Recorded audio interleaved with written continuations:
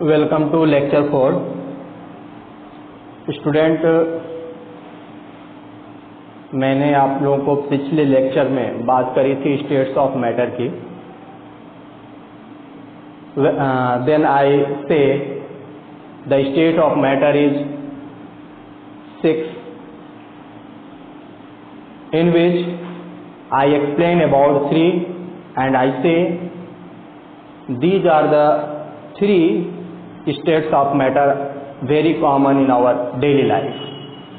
ठीक है, remaining I say you I explain about them in our next lecture, means today। Student, I want to say remaining 3 states of matter firstly, and after it I come back on our last topic, gaseous states of matter। ठीक है, तो जो हमारा बचा हुआ 6 में से जो 3 हैं जिनका नाम आप लोगों को मैं पिछले लेक्चर में नहीं बताया था, वो है plasma,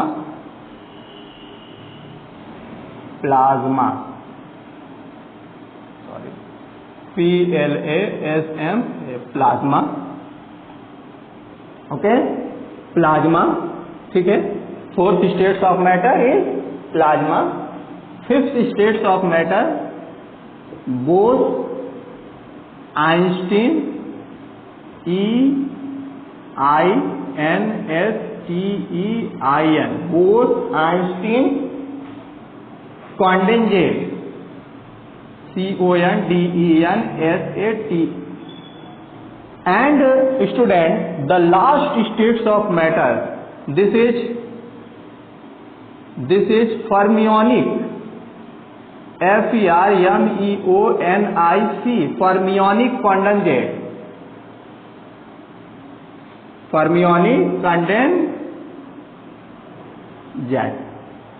student, plasma both Einstein condensate and fermionic condensate, these are the another states of matter, but this is not in our commonly used or in our daily life। Some special places Einstein found these type of states of matter।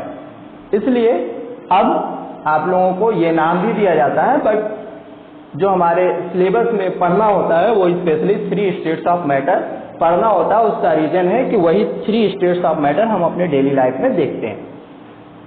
इसके बारे में बताया गया, ये plasma एक ऐसा है जो लिक्विड से थोड़ा अलग है।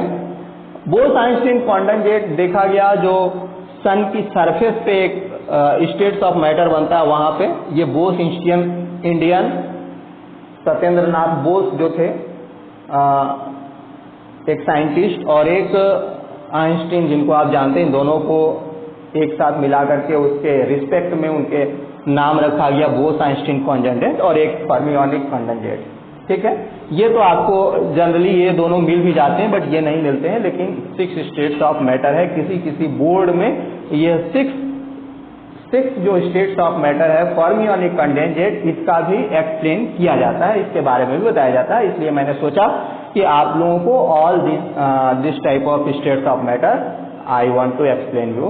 ठीक है, अब जैसा मैंने आप लोगों को बताया था कि मैं इनका जब नाम बता लूंगा तो इसके बाद मैं गैसियस स्टेट्स ऑफ मैटर के बारे में फिर से वापस आऊंगा और उसके बारे में मैं कुछ और फैक्ट बताऊंगा। ठीक है, तो स्टूडेंट चलते हैं हम लोग गैसियस स्टेट्स ऑफ मैटर पे और याद करते हैं पिछले लेक्चर की बातें जो गैसियस स्टेट्स ऑफ मैटर के विषय में बताया गया था। ठीक है, तो स्टूडेंट आपको पता है कि गैसियस स्टेट्स ऑफ मैटर के विषय में आप लोगों ने जाना था जो, ठीक है, वो ये था कि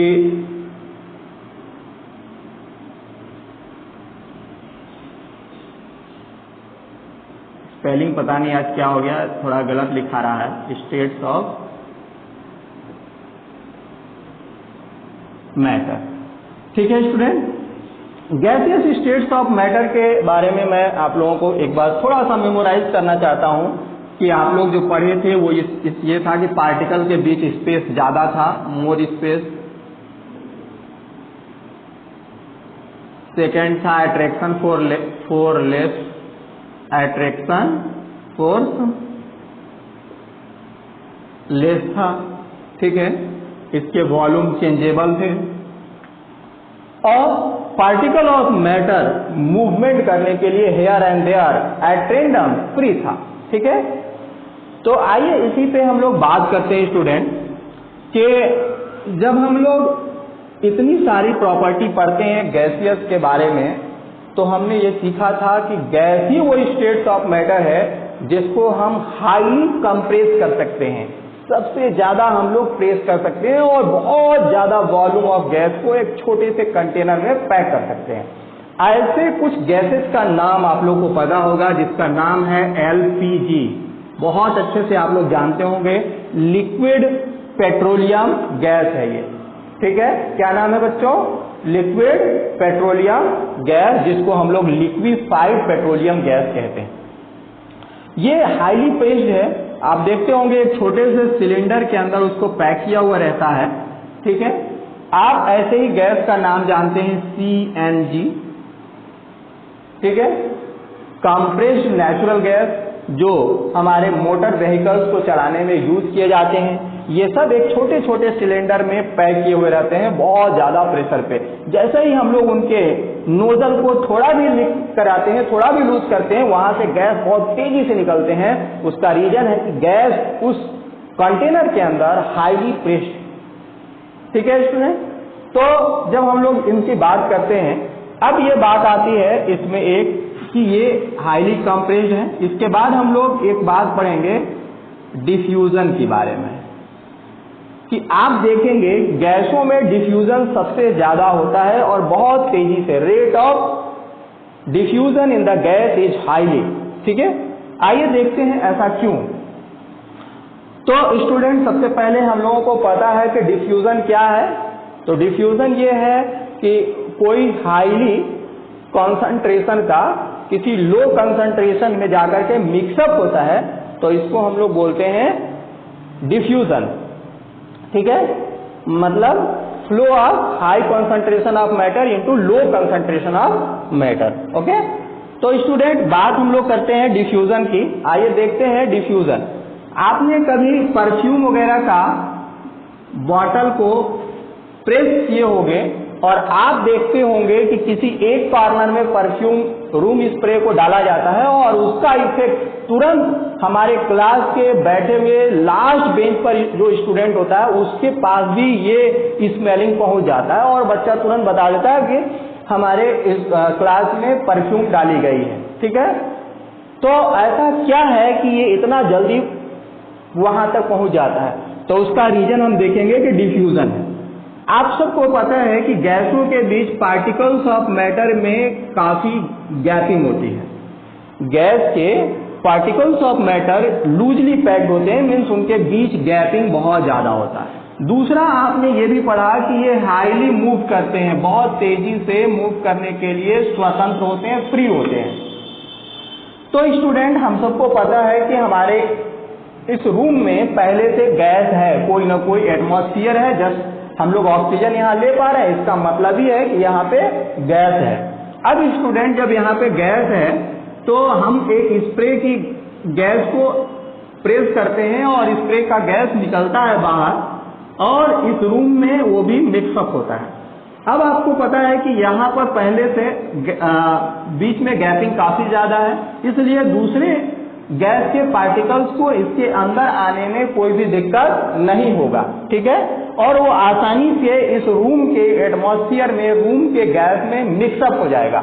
और एक चीज और आपको पता है कि ये हाईली मूव करते हैं, ये अपनी सरफेस को छोड़कर बहुत तेजी से एट रैंडम मूव करने के लिए फ्री होते हैं। तो दो बात हो गई कि पहले से जो हमारे रूम में गैस था उस गैस के पार्टिकल में काफी गैपिंग है, इसलिए दूसरे गैस के पार्टिकल बहुत इजीली उसमें मिक्सअप हो सकते हैं, और दूसरा उस गैस के पार्टिकल्स बहुत तेजी से, या रूम के जो गैस के पार्टिकल है वो बहुत तेजी से इधर उधर मूव करने के लिए फ्री है।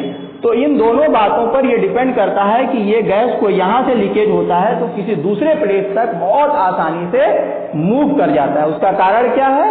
एक तो गैसों के बीच रीजन क्या देंगे फैक्चुअल फॉर्म में कि गैसों के बीच स्पेस जो है वो बहुत ज्यादा है, और दूसरा है गैसों के पार्टिकल्स हाईली मूव करते हैं एट रैंडम, कोई डायरेक्शन फिक्स नहीं है कि वो नॉर्थ से चलेगा साउथ ही जाएगा, ऐसा नहीं है। अगर जिस कंटेनर में वो रखा गया है तो उस कंटेनर के आल वॉल से वो ऐसे मूव करते रहेंगे, कोई इधर जाएगा कोई इधर जाएगा, ठीक है। इस तरह से वो क्या करते रहते हैं? एट रैंडम मूवमेंट करते हैं, जिसको हम लोग जिगजैग कहेंगे। क्या कहेंगे स्टूडेंट? जिगजैग मोशन है, एट रैंडम है, जिगजैग टेढ़ी मेढ़ी, एक फिक्स नहीं होता है। ऐसे मोशन को क्या बोलेंगे? जिगजैग मोशन, ठीक है। तो आप देख पाए कि गैसों के इन सब क्वालिटी के वजह से हमारे डेली लाइफ में बहुत फायदा है, और गैस हाईली कंप्रेसिबल है, इसलिए हम लोग उस गैस को एक प्लेस से दूसरे प्लेस तक आसानी से ले जाते हैं। हम लोग को कैरी करने में, ट्रांसपोर्टिंग करने में बहुत हेल्पफुल होता है। इसी वजह से बहुत ज्यादा अमाउंट ऑफ गैस को हम एक छोटे से कंटेनर में पैक करके ले जा पाते हैं, ठीक है। अब बात आती है स्टूडेंट कि जब हम लोग के पास 3 स्टेट्स ऑफ मैटर हैं, ठीक है, तो क्या ये स्टेट्स ऑफ मैटर चेंज भी हो सकते हैं? Can states of matter change it's states? Can, ठीक है, मैटर चेंजेज इट्स, ठीक है, स्टेट। ये हम क्वेश्चन करते हैं, तो मुझे लगता है कि ये क्वेश्चन का आप लोगों को आंसर पता होगा, और आप लोग आंसर क्या करेंगे? एस करेंगे, ठीक है। हम लोगों के पास स्टेट्स ऑफ मैटर में क्या है स्टूडेंट? सॉलिड है, सॉलिड में आप आयरन बोल सकते हैं। फिर बच्चों लिक्विड है, लिक्विड में आप वाटर बोल सकते हैं, ऑयल बोल सकते हैं। और स्टूडेंट फिर क्या है हमारे पास? गैस है, गैस में हम वाटर वेपर को भी बोल सकते हैं, वाटर, ठीक है। अब बात आती है कि क्या कोई सॉलिड है उसको हम लिक्विड बना सकते हैं, कोई लिक्विड है उसको हम गैस बना सकते हैं, कोई गैस है उसको हम लोग लिक्विड बना सकते हैं। तो सबसे पहले हमने बताया कि इसका आंसर क्या है? एस है। अब आता है सवाल कि हाउ, हम कैसे बना सकते हैं? तो उसके लिए हमारे पास एक तरीका है कि हम या तो उसको कंप्रेस करें या उसके ऊपर कोई भी फिजिकल फॉर्म अप्लाई करें। उसमें से सबसे पहला है जो हमारा फर्स्ट है वो है effect of temperature on matter. Effect of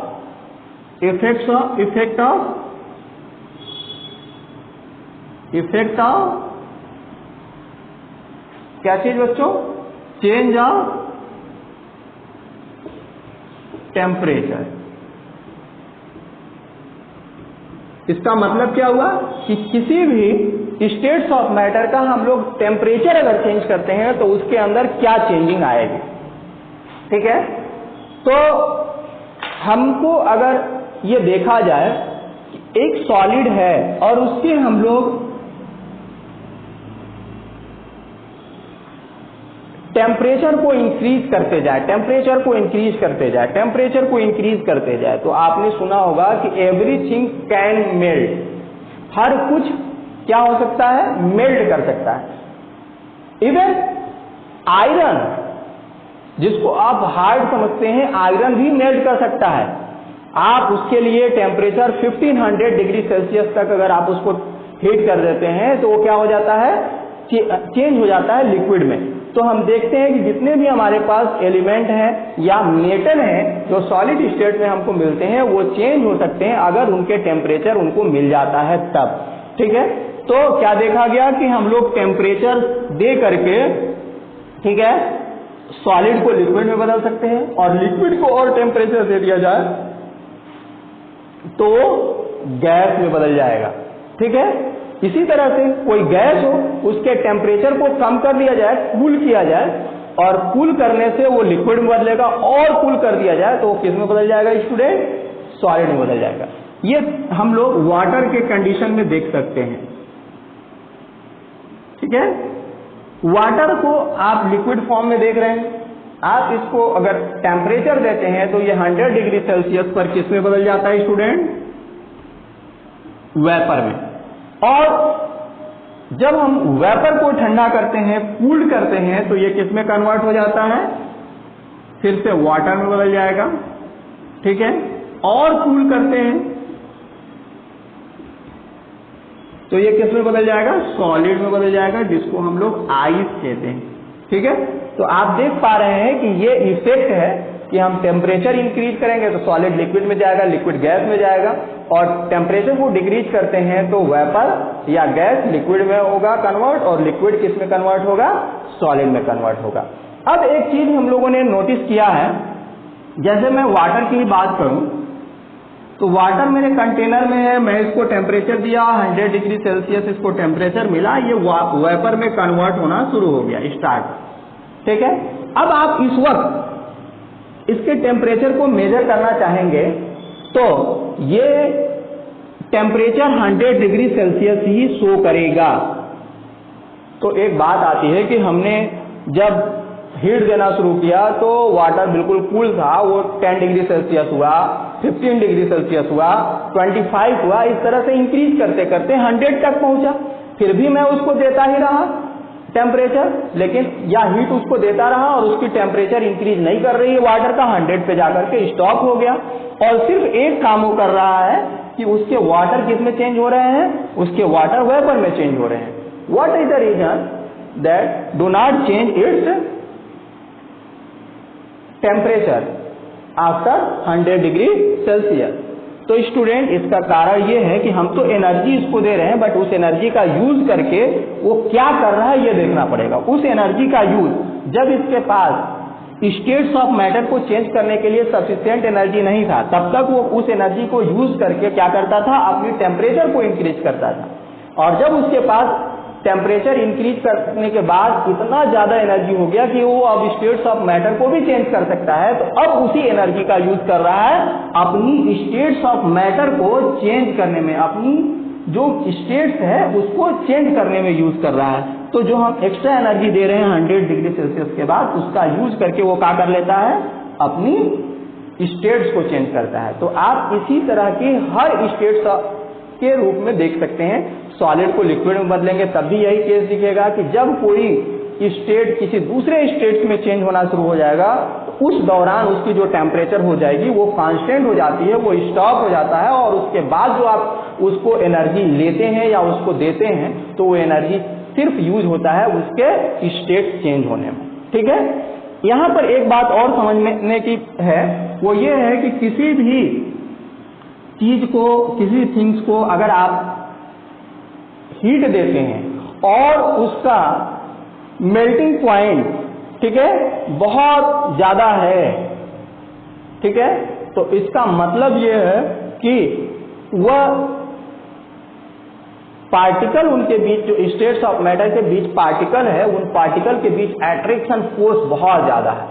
attraction force ज्यादा होगा तो उनका टेम्परेचर देने पर मेल्टिंग पॉइंट हाई होगा, और अगर किसी का मेल्टिंग पॉइंट लो है तो इसका मतलब है कि उनके पार्टिकल्स के बीच अट्रैक्शन फोर्स लेस है। इससे आप एक बात समझ पाएंगे। अगर किसी की मेल्टिंग पॉइंट हाई होती है तो आप क्या जानेंगे कि उनके जो पार्टिकल्स हैं, उनके पार्टिकल के बीच अट्रैक्शन फोर्स बहुत ज्यादा है, स्ट्रांग है, और अगर लो है मेल्टिंग पॉइंट तो इसका मतलब है कि अट्रैक्शन फोर्स भी क्या है स्टूडेंट, उसके बीच कम है, लेस है। Okay, thanks. आज का लेक्चर मैं यहीं पे स्टॉप करता हूं, और नेक्स्ट डे मैं आपको फिर वो शेप या वो चीजें बताऊंगा कि हम एक सॉलिड को क्या कर देंगे तो वो किस में कन्वर्ट हो जाएगा। ठीक है, ओके, थैंक्स। आज का लेक्चर यहीं पे स्टॉप होता है।